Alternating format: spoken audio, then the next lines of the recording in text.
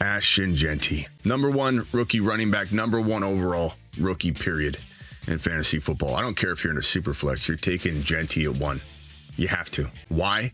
We're gonna break all that down. Stats are great, and we're gonna hit all of them. But more important than any of that, he passes the eye test. When I watch the kid play football, I see all these numbers on screen. I innately feel them. I know they're there without even looking at a stat. You could be like, this guy's lead the FBS in yards after contact. He has to be. Has 100 yards in every single game, which he did.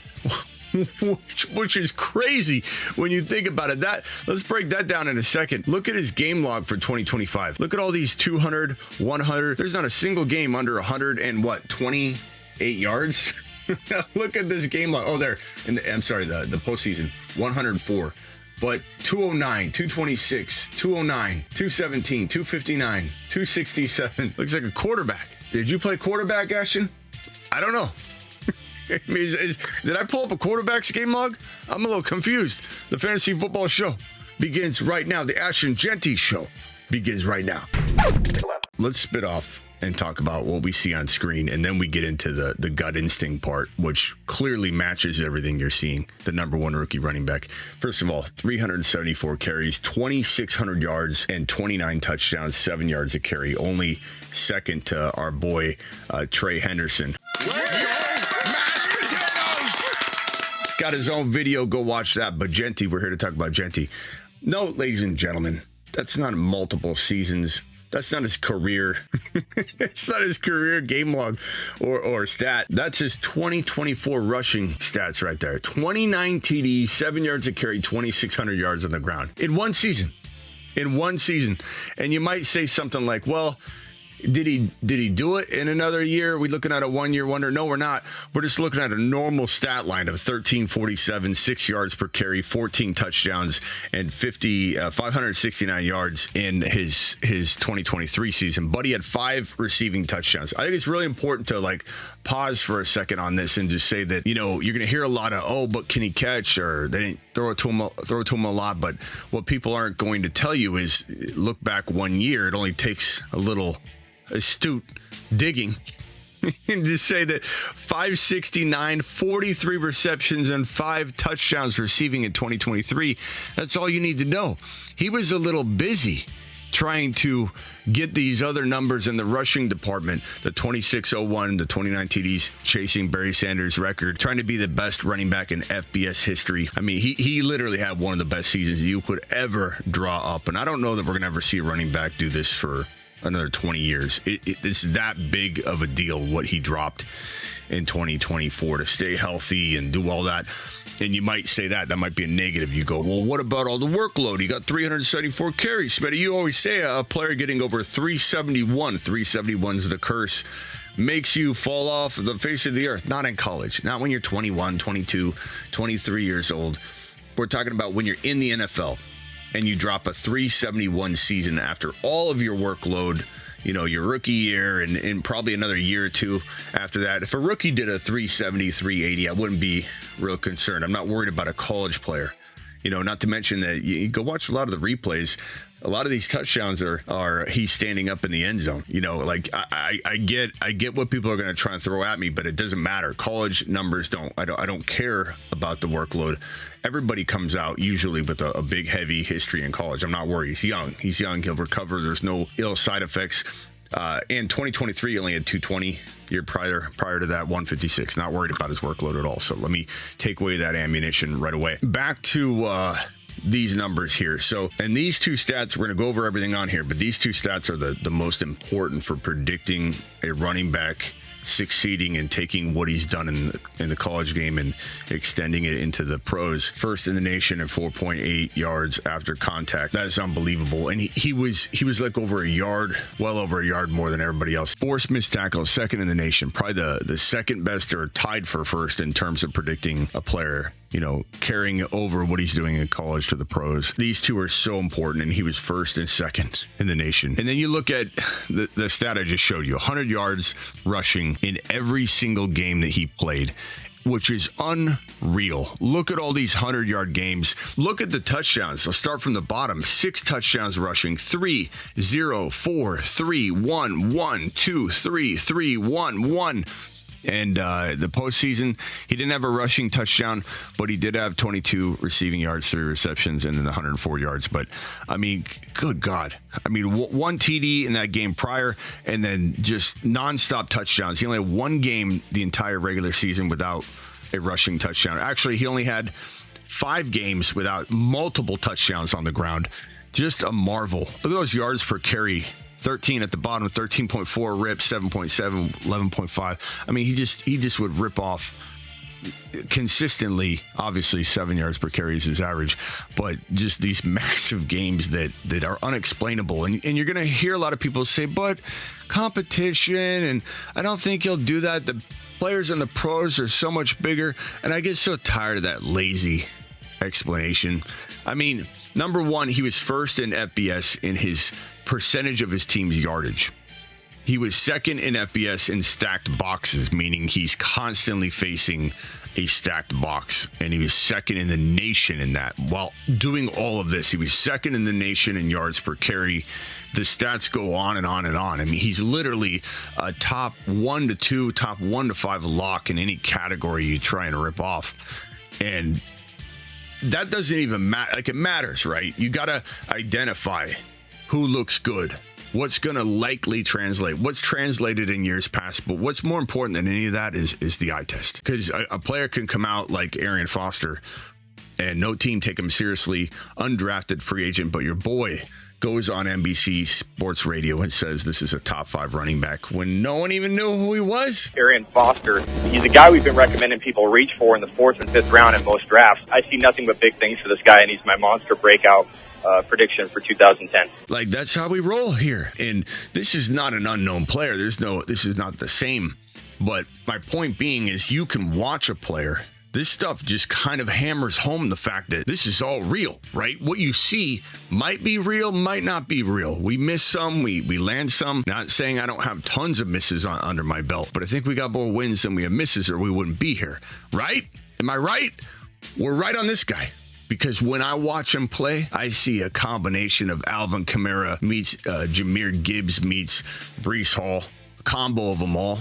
I see a guy that can't be tackled, proven by the stats, right? The stats are proving what we're seeing. They're quadruple stamping a triple stamp. I mean, this is the real deal. And I think he goes to either Denver in a trade up. That's my dark horse. Go get Ashton Jeanty. He's Sean Payton, and a remarkable coach, turning this Denver Bronco team around, very quickly. And he's the founder of Alvin Kamara. And everybody said Alvin Kamara was too small. He can't be an every down back. And I know we keep saying, we told you so. We called everything. But on CBS, NBC Sports Radio, back then, your boy said top 5 running back for Alvin Kamara when no one thought he'd even be a starter. He got drafted into a cloudy situation. Running back breakouts or sleeper breakouts, bold predictions, breakouts in general are our wheelhouse here. And again, I'm not saying we don't miss some, but we smash some of the biggest calls, and this kid is not an unknown by any means. I'm merely here to tell you that he's going to be way better than the average expectation. So there is a lot of opportunity to be ahead of the curve on this, even though he's a huge prospect, a top, 15 overall pick. Some will say, I'm not taking him in the second round. I laugh at that. If I can get him at the round 1-2 turn, 13, 14, 15, I'm taking candy from a baby. This is ridiculous. He deserves to be in the top 5 to 7.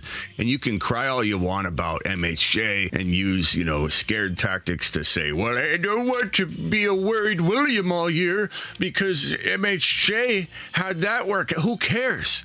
MHJ or any other rookie has no relevance to this conversation. You don't need to look at the past to try and predict this situation because he's a different player. You look at the past to predict certain things that are within your control. Like, hey, this stat tends to be very, very accurate.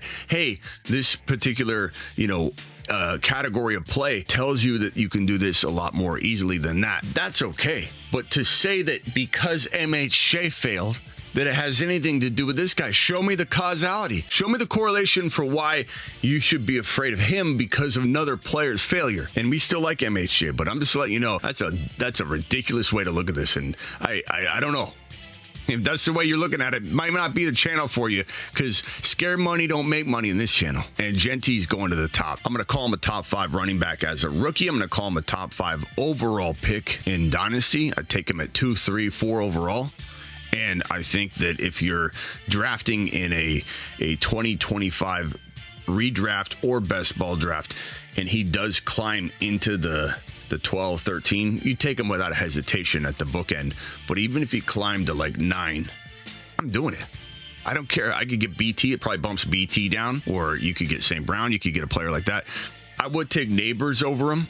Neighbors is obviously this channel's boy, and everybody's climbing on the Neighbors train now. Smitty, you don't even know who's quarterback. Jameis Winston, an announcement. Oh, now I like Neighbors, Smitty. Everybody just copying to the moon, Neighbors to the moon. Get in line. This is our train. We're conducting it. One of my favorite ways to draft right now. Let me pull up the draft board. Okay, let's ignore these guys in the middle. Let's move everybody off. I want to show you my favorite way to draft in 2025. At least right now, it feels like my favorite way. If you can get away with something like this, where you're getting Jeanty right around this bottom or top of two, somewhere right around there. And it depends on if you're playing with your grandma, your Aunt Edna, or a bunch of sharks. And I know everybody wants to pretend they play with sharks because for some reason people feel like a lesser of a person. They're like, my league isn't very good. You know, we all play in leagues like that. I play in leagues like that once in a while. It's nothing to be ashamed of if you're playing in what we call a grandma league. But in grandma leagues, you'll be able to get this a lot easier. But I still think it's possible in a lot of other formats. It just depends on if it's wide receiver heavy. But this is probably my favorite, bookend-ish duo right here. Is you grab Jeanty, you grab Neighbors at the 1-2 turn. Smells like victory. If you've got a middle first round pick, you probably won't get it done. But anybody looking for a strategy that's near lock for me to deploy anytime I see it, if you're picking at like 10, 11, 12, it would be the Neighbors and Jeanty duo. I love it. Smashing it all day long and twice on Sundays. Ladies and gentlemen, my number 1 overall rookie running back, obviously, and a top 5 running back finisher as a redraft player. And draft them as late as you can to take advantage of that. And without apologizing, without dancing around it, without trading down, without being careful, I take them in the top 1 to 5 in a dynasty startup. Do it live. Go watch the other rookie videos. They're on my YouTube homepage. Okay, so if you go to my main YouTube page, you scroll down, you'll see Fantasy Football Court episodes. I have different series in a different row. So it's all organized. It's going to be the most organized YouTube homepage for fantasy you're going to find. And one row is rookies. So you're going to see all my rookie profiles, this being one of them. And you should see Travis Hunter's. You'll see Trey Henderson's. You'll see all of the rookie profiles start to build up on that row. All the Fantasy Court episodes, all the ADP shows. My YouTube homepage, just by scrolling down and looking at the different series that we'll have, will be your guide during the off season. Tonight when we go live, we'll be doing a special Supernova edition, baby. So do not be late. Do not be late. Don't do it. You'll be so mad at yourself. And don't forget, I'm live Monday through Friday, 8 p.m. Eastern, every single Monday through Friday. Don't forget to get on over to my thefantasyfootballshow.com. I've been doing rankings and trade calculators since the beginning of them. We pretty confident that I invented the fantasy football trade calculator in 2002, at least to the degree that you could use it online, and didn't have to download some software and input your team. Basically got into the business in 2002/2003 because I was a connoisseur of fantasy football and there was no trade calculator. And I'm like, I got to get on this. So that's how I got into the business. I got on the radio that year and did CBS and NBC Sports Radio. Our show bounced back and forth between the two based on the contract, but I did that for 19 straight years.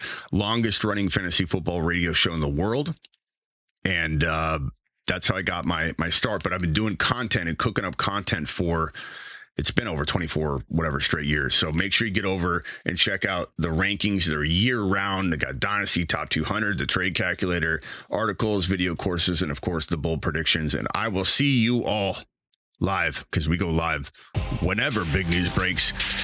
And I'm also live every single Monday through Friday, 8 p.m. Eastern. Deuces.